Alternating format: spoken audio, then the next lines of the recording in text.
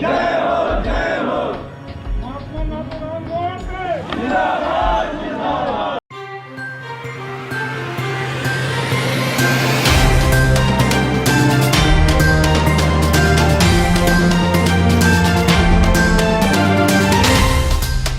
हूं मुमताज आलम रिजवी और इस वक्त मैं इंदौर की एक बड़ी खबर लेकर हाजिर हुआ हूं।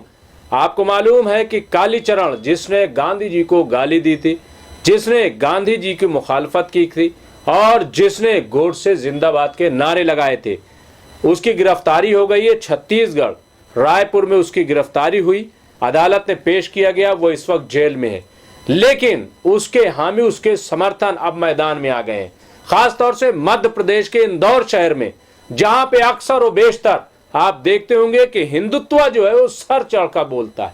और यही वजह है कि वहां कालीचरण की हिमायत में एक हिंदू संगठन के कुछ लोग थाने में पहुंचते हैं, डीजीपी को जाकर एक ज्ञापन देते हैं कालीचरण के हिमायत में, और ज्ञापन में मांग करते हैं कि कालीचरण को छोड़ा जाए, उनको रिहा किया जाए कि उन्होंने कोई ऐसी गलत बात नहीं की। याद रहे कि कह रहे हैं कि कोई ऐसी गलत बात नहीं की, जबकि गांधी जी को जितना बुरा कहा जा सकता था वो सब कालीचरण ने किया।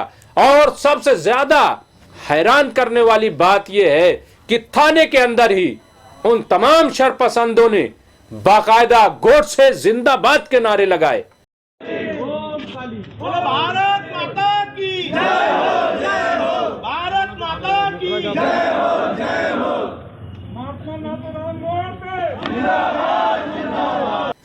मध्य प्रदेश में आपको मालूम है कि शिवराज सिंह चौहान की सरकार है, भाजपा की सरकार है, और भाजपा की सरकार हो तो फिर कैसे गोडसे के लोग गोडसे जिंदाबाद के नारे नहीं लगाएंगे?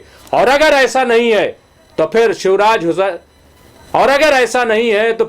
शिवराज सिंह चौहान को हरकत में आना चाहिए और उन्हें ऐसे लोगों को बजाय ज्ञापन लेके उनके खिलाफ मुकदमा दर्ज है, उनको जेल भेजना चाहिए।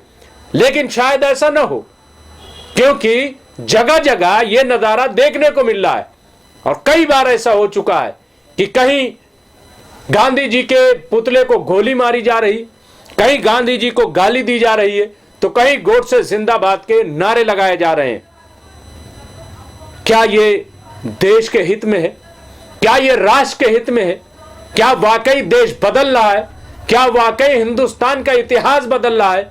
और क्या इतिहास बदलने का नजारा यह होगा कि जो कातिल है उसके नारे लगाए जाएंगे और जिसने देश को आजाद किया है उसको मुर्दाबाद कहा जाएगा?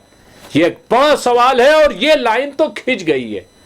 कांग्रेस ने ये लाइन खींच दी है, राहुल गांधी ने लाइन खींच दी है कि अब देश में दो विचारधाराएं, एक हिंदू एक हिंदुत्व। हिंदू वो जो गांधीवादी है और हिंदुत्व वो जो गोडसेवादी है।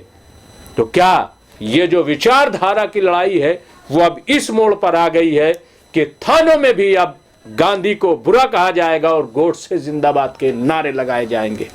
आखिर यह देश कहां जा रहा है? वाकई ये गौर करने वाली बात है। शुक्रिया।